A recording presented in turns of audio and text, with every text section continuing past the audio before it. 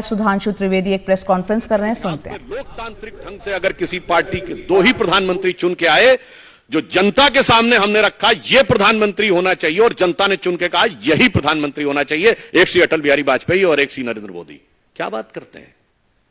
और जहां तक लोकतंत्र की रक्षा की बात है तो जवाहरलाल नेहरू जी ने मजरूर सुल्तानपुरी को 2 साल इसलिए जेल में रखा था कि उन्होंने आर्टिकल लिख दिया था कि नेहरू जी की स्टाइल ऑफ फंक्शनिंग में हिटलर की झलक नजर आती है।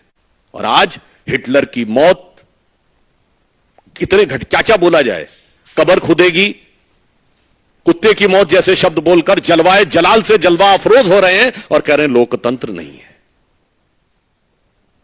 फिर आप देखिए, और इतना ही नहीं, मौलाना आजाद ने अपनी किताब इंडिया विंस फ्रीडम में लिखा है कि नेहरू जी को किसी दूसरे की तारीफ बर्दाश्त नहीं थी अपने सामने।